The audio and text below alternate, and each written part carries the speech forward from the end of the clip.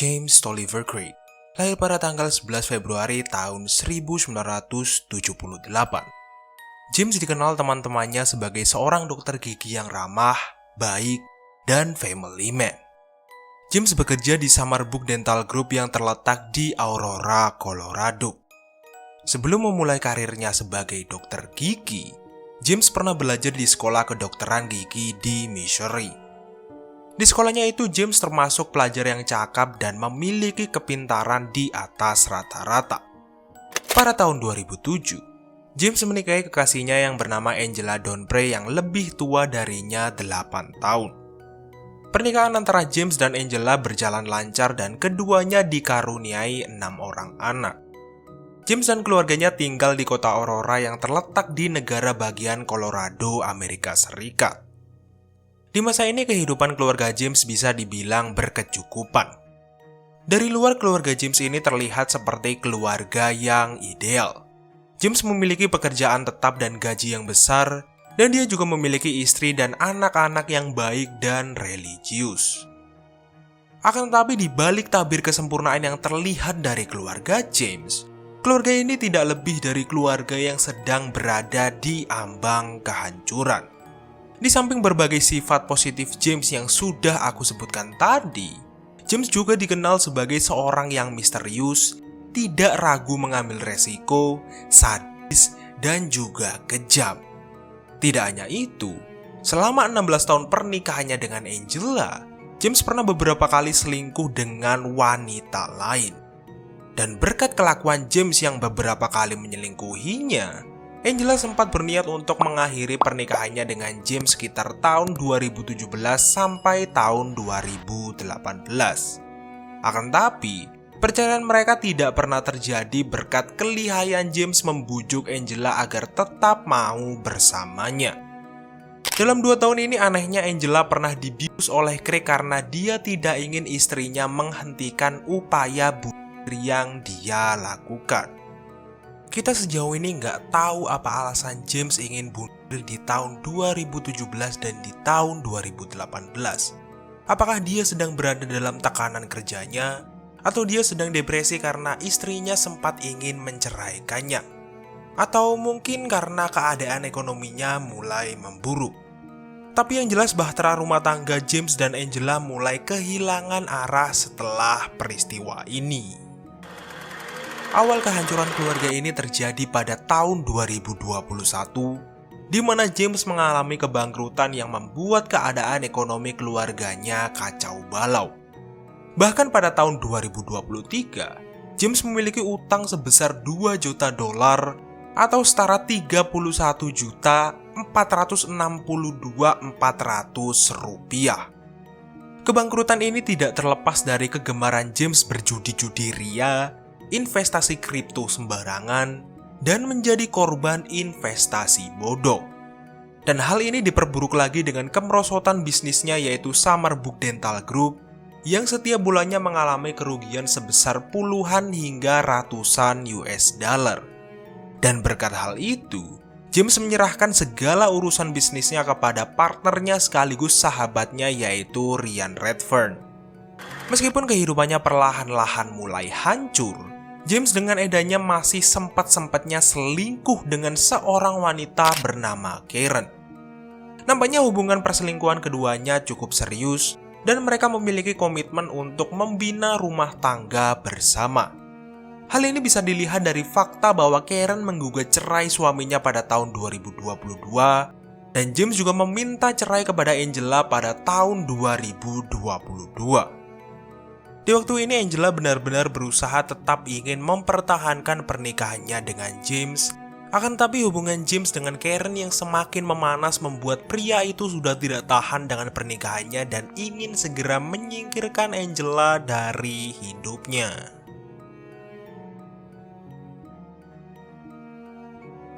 Pada tanggal 27 Februari tahun 2023, James menggunakan komputer di tempat kerjanya dan men-searching suatu hal menggunakan email yang baru saja dia buat. Saat itu James mencari tahu tentang berapa gram arsenik murni bisa melenyapkan manusia, apakah arsenik dapat dideteksi oleh otopsi, dan dia juga mencari pemasok bahan kimia di Aurora dan memesan arsenik itu di Amazon. Arsenik yang dipesan James dari Amazon pun datang pada tanggal 4 Maret tahun 2023. Dan anehnya setelah 2 hari arsenik itu tiba, Angela tiba-tiba mengalami keracunan setelah minum protein shake yang dibuatkan suaminya. Angela pun segera dibawa ke rumah sakit oleh James. Saat itu Angela mengeluh dirinya merasa pusing, matanya terasa tidak bisa fokus, dan kepalanya terasa aneh. Tapi untungnya gejala yang dialami Angela saat itu tidak terlalu parah dan dia bisa langsung pulang hari itu juga. Akan tetapi setelah kejadian ini Angela kembali masuk ke rumah sakit sebanyak 2 kali dalam waktu yang berdekatan, yaitu pada tanggal 9 Maret dan 15 Maret. Dan anehnya gejala yang dialami Angela sama seperti gejala yang dialaminya pada tanggal 9 Maret. Akan tetapi nampaknya gejala yang dialami Angela pada tanggal 15 Maret lebih parah daripada 2 gejala yang terjadi sebelumnya. Dan anehnya saat itu tim medis tidak bisa menemukan apa penyebab dari segala gejala yang dialami wanita 43 tahun itu. Hari itu Angela benar-benar terlihat kacau. Dan keadaan Angela juga semakin memburuk setiap jamnya. Kurang lebih 3 jam setelah Angela dibawa ke rumah sakit tepatnya pada pukul 2 siang, Angela tiba-tiba mengalami kejang-kejang yang membuat tim medis kemudian memasangkan alat bantu kehidupan kepada wanita itu.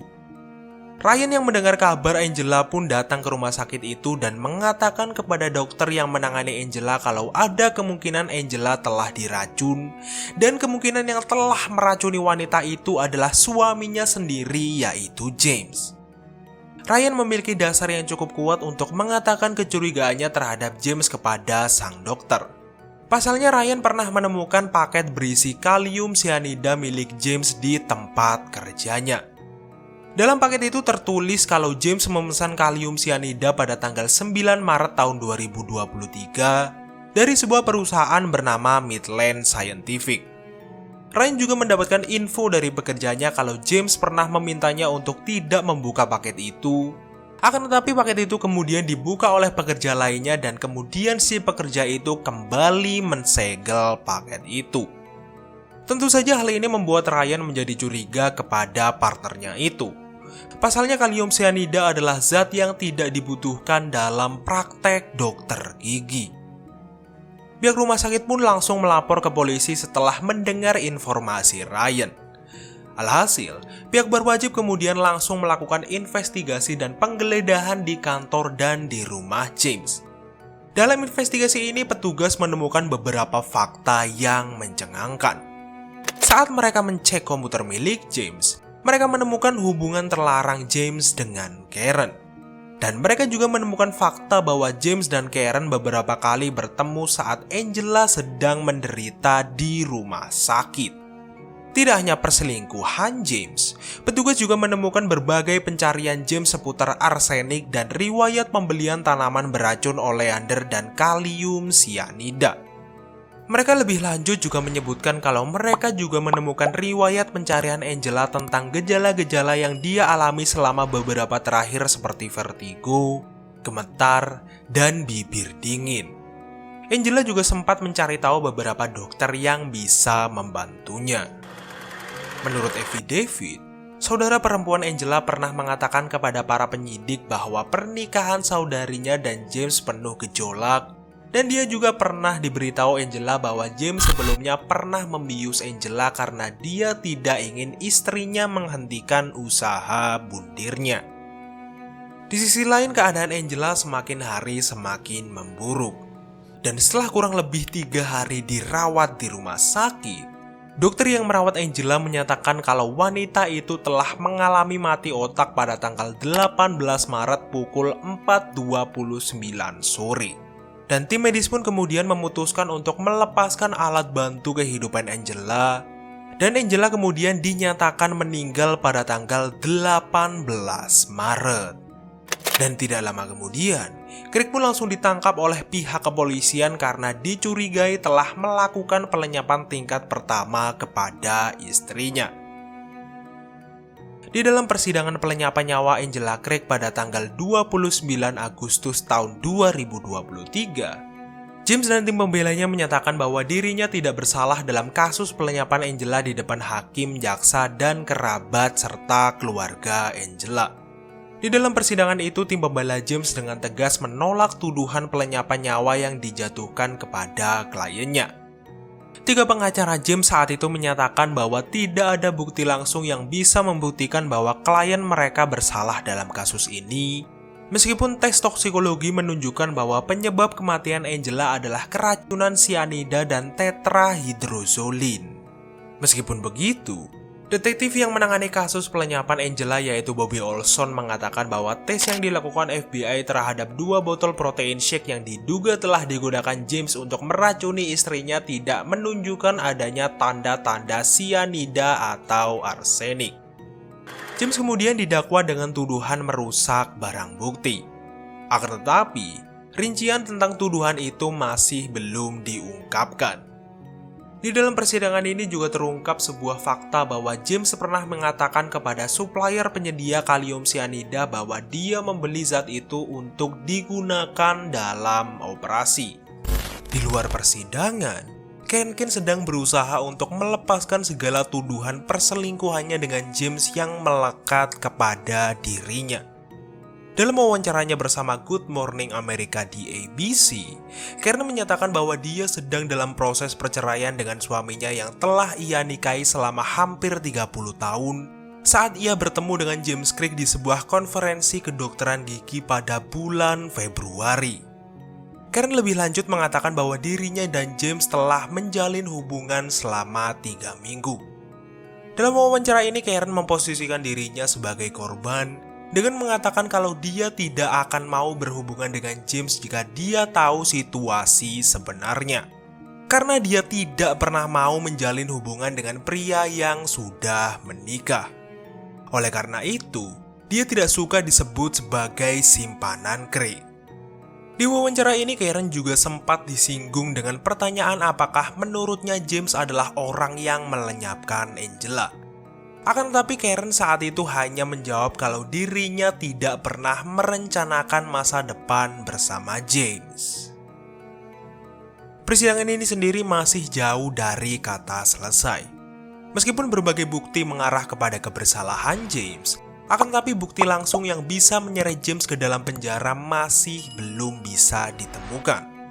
Kalau menurutku hanya tinggal menunggu waktu saja James dinyatakan bersalah dalam kasus pelenyapan istrinya ini.